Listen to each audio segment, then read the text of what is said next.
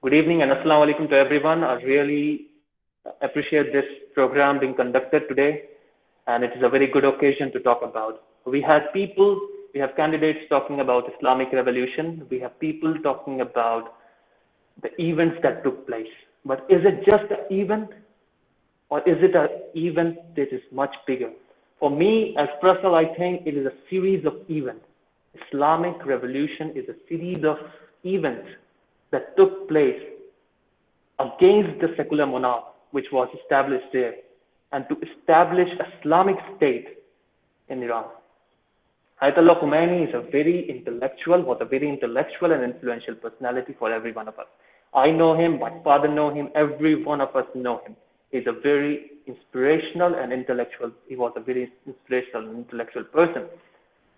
Even after losing his father in his early childhood, he kept his devotion. He kept his devotion towards religion, to perceive and preserve the Islamic cultures and values of Iran from the Western culture, which was being imposed by the ruling dynasty due to British influence.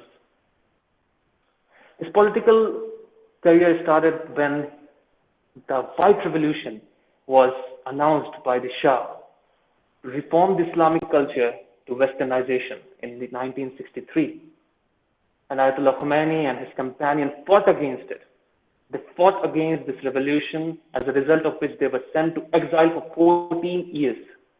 14 years, not in one place, but different places. They were sent for exile.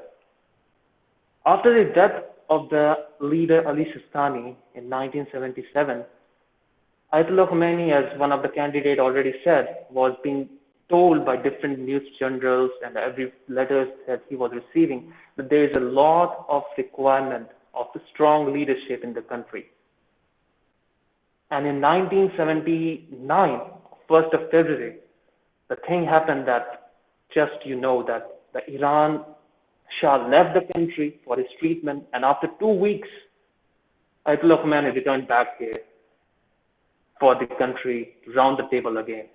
And if you go through the newspaper and journals and news articles during that time, if you go with the BBC News, you will see that 5 million people came just to welcome him on 31st of March 1979. Just to welcome him, 5 million people came to welcome him, according to the BBC News article. And a referendum was being made and passed against the monarch in favor of Islamic Republic with a vote of 98% of people in favor. And it led to a change in the course of history.